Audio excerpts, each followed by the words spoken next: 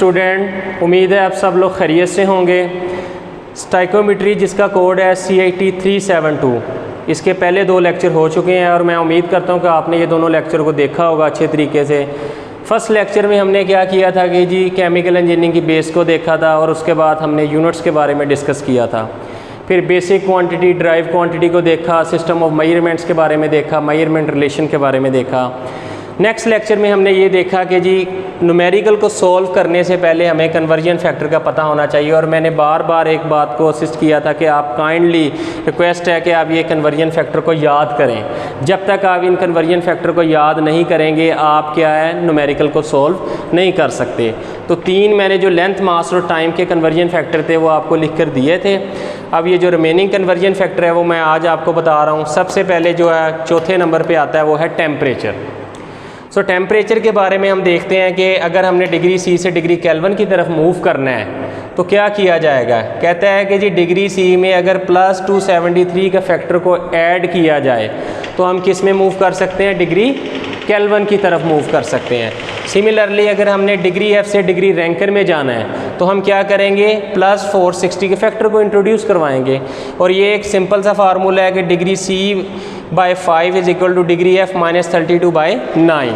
आगे मूव करते हैं, 1.8 degree F is equal to 1 degree C। Okay, 1.8 degree kelvin is equal to 1 Rankine. ये हमारे टेम्परेचर के, ये बहुत ही थोड़े से कन्वर्जन फैक्टर है, इसको याद करना बहुत आसान है। और याद करने का तरीका ये है कि आप डेली इसको याद करके लिखते जाएं। जितना ज़्यादा आप इसको लिखेंगे उतनी जल्दी आप इन कन्वर्जन फैक्टर को याद कर लेंगे और उतनी आसानी से आप न्यूमेरिकल को सॉल्व कर सकते हैं बाय यूजिंग ब्रिज मेथड। अभी आपको आगे एरिया की कन्वर्जन फैक्टर बताता हूँ। 1 स्क्वायर मीटर किसके बराबर है, 10.76 स्क्वायर फुट के। 1 square inch 6.45 square centimetre. Similarly 1 square foot 929 square centimetre. Volume की तरफ मूव करते हैं। वॉल्यूम के जो ये कन्वर्जन फैक्टर हैं ये बहुत ही ज़्यादा इंपॉर्टेंट है और हमारे जो न्यूमेरिकल ज़्यादा आते हैं उसमें वॉल्यूम और प्रेशर के कन्वर्जन फैक्टर का बहुत ज़्यादा यूज़ होता है। तो इसको आपने कोशिश करनी है कि ज़्यादा अच्छे तरीके से याद करना है, इसमें गलती की कोई गुंजाइश नहीं होनी चाहिए। अगर 1 बैरल की बात की जाए, 1 बैरल में 42 गैलन्स होते हैं। 1 गैलन में 4.56 US लीटर होते हैं। सिमिलरली 1 गैलन में 3.78 UK लीटर होते हैं। 1 गैलन में 4 लीटर होते हैं। 1 क्यूबिक फुट में 7.48 गैलन होते हैं। आगे मूव करते हैं, 1 क्यूबिक फुट में 28.32 लीटर होता है और 1 क्यूबिक मीटर में 10⁻6 क्यूबिक सेंटीमीटर होता है। सिमिलरली 1 क्यूबिक मीटर में 1000 लीटर, 1 क्यूबिक मीटर में 1000 क्यूबिक डेंसीमीटर, 1 लीटर में 1000 ml, 1 लीटर में 1000 क्यूबिक सेंटीमीटर और 1 ml में 1 क्यूबिक सेंटीमीटर। अब रीज़न क्या है कि मुझे ये क्यों सारे के सारे कन्वर्जन फैक्टर लिखना पड़ रहे हैं। मैं इसलिए कन्वर्जन फैक्टर को सारों को लिख रहा हूँ कि ताकि आप इसकी इम्पोर्टेंस को समझें। जब तक आप इसको अच्छे तरीके से याद नहीं करेंगे तो आप बाय ब्रिज मेथड से कन्वर्जन फैक्टर वाले न्यूमेरिकल को सॉल्व नहीं कर सकते। इसलिए इन सबको मैंने लिखा है। प्रेशर की कन्वर्जन की तरफ मूव करते हैं। 1 एटमॉस्फेयर में 760 मिलीमीटर ऑफ मरकरी होता है। सिमिलरली 760 सेंटीमीटर ऑफ मरकरी है 1 एटमॉस्फेयर में। 1 एटमॉस्फेयर में 29.92 inch of mercury. Similarly 33.9 inch of foot of water, 14.7 PSI और 1 पास्कल में 1 न्यूटन पर स्क्वायर मीटर। अब हम आगे मूव करते हैं और बाय ब्रिज मेथड को यूज़ करते हुए इसके रिलेटेड 1 से 2 एग्जांपल देखते हैं ताकि आपको पता चले कि कैसे ये कन्वर्जन फैक्टर न्यूमेरिकल को सॉल्व करने में यूज़ होते हैं। स्टूडेंट, कन्वर्जन फैक्टर के रिलेटेड न्यूमेरिकल देखें। किस मेथड से सॉल्व करना है, बाय ब्रिज मेथड। और ब्रिज मेथड जो है वो इंटरनेशनली रिकॉग्नाइज मेथड है। यूनिट को एक जगह से दूसरी जगह कन्वर्ट करने के लिए, एक यूनिट से दूसरी यूनिट में कन्वर्ट करने के लिए।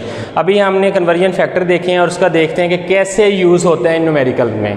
अगर आप देखें कि पहला न्यूमेरिकल, अगर आप अपनी स्टाइकोमेट्री की बुक को ओपन करें तो सबसे पहला जो न्यूमेरिकल है वो न्यूमेरिकल ये है कि 5 मीट्रिक टन को कन्वर्ट करना है मिलीग्राम में। अभी हमने क्या किया, मास के कन्वर्जन फैक्टर को याद किया, लेंथ के कन्वर्जन फैक्टर को याद किया और देखते हैं कि कैसे वो कन्वर्जन फैक्टर यूटिलाइज होते हैं यूनिट को एक चीज़ से दूसरी चीज़ में कन्वर्ट करने के लिए। 5 मीट्रिक टन टू मिलीग्राम में कन्वर्ट करना है तो आपने क्या करना है, ब्रिज मेथड क्या मेथड होता है, इधर आपने लिख देना है 5 मीट्रिक टन क्वेश्चन और इधर आपने क्या करना है मिलीग्राम, यानी कि ये आपका क्वेश्चन है और ये आपका आंसर है। हमने पढ़ा हुआ है कि 1 टन किसके बराबर है, 1000 किलोग्राम के बराबर है। सिमिलरली 1 किलोग्राम में कितने ग्राम होते हैं, 1000 ग्राम। सिमिलरली 1 ग्राम में 1000 मिलीग्राम। ऊपर वाला नोमिनेटर कहलाता है, नीचे वाला डिनोमिनेटर कहलाता है। मैंने मीट्रिक टन के फैक्टर को ख़त्म करना है, मीट्रिक टन से सबसे पहले मूव करना है केजी में, केजी से मूव करना है मैंने ग्राम पे और ग्राम से मूव करना है मैंने मिलीग्राम में।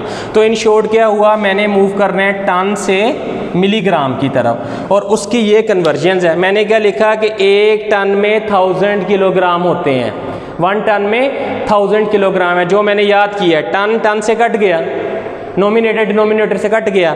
अब यहाँ पे फैक्टर आ गया 1000 किलोग्राम का।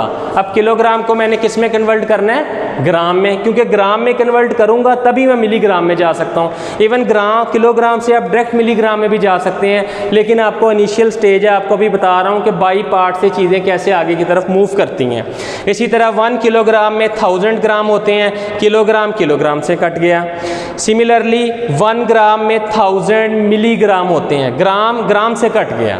तो क्या हुआ, 5 metric ton is equal to 5 into 10⁻⁹ milligram. So इस तरह आपने देखा कि कैसे ये कन्वर्जन फैक्टर इम्पोर्टेंस रखते हैं न्यूमेरिकल को सोल्व करने के लिए। इसी के रिलेटेड अगर हम दूसरा न्यूमेरिकल देखें जो आपकी बुक में है, वो है 10⁸ मिलीमीटर को कन्वर्ट करना है किलोमीटर में, फिर कन्वर्ट करना है माइल में। और हमने ये कन्वर्जन फैक्टर को अच्छे तरीके से याद किया है कि 1 किलोमीटर में 1000 मीटर होता है, 1 माइल में 1.61 किलोमीटर होता है और सिमिलरली 1 मीटर में 1000 मिलीमीटर होता है। हमने क्या किया, ब्रिज मेथड को यूज़ करना है। ब्रिज मेथड क्या होता है, मैंने एक सीधी लाइन लगा ली, इधर मैंने अपना क्वेश्चन लिख दिया और सिमिलरली इस साइड के ऊपर मैंने आंसर के यूनिट लिख दिए सिर्फ।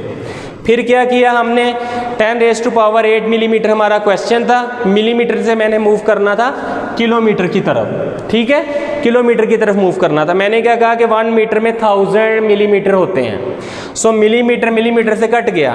फिर मैंने कहा कि 1 किलोमीटर में 1000 मीटर होते हैं। सो मीटर मीटर से कट गया, तो डेफिनेटली मीटर से हम किलोमीटर की तरफ मूव कर गए। इसका मतलब ये है कि 10⁸ मिलीमीटर में 10⁻² किलोमीटर होते हैं। क्वेश्चन क्या है कि किलोमीटर से आगे मैंने किस में मूव करना है, माइल्स में। तो 10⁻² किलोमीटर में मैं ऑलरेडी मूव कर चुका हूँ।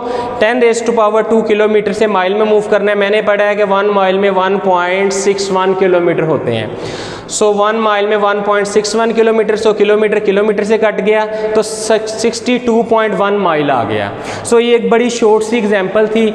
आप इस कन्वर्जन फैक्टर को सबसे पहले अच्छी तरीके से याद करें। याद करने के बाद इसके जो शॉर्ट न्यूमेरिकल हैं इनको सोल्व करें, और सोल्व करने के बाद अगर आपको कोई क्वेश्चन समझ नहीं आता तो आप गूगल क्लासरूम में इसके रिलेटेड क्वेश्चन करें, और फर्दर हम आगे लेक्चर में इसको फर्दर एक्सप्लोर करेंगे और एडवांस इसके न्यूमेरिकल देखेंगे। उम्मीद है आपको ये लेक्चर की समझ आई होगी।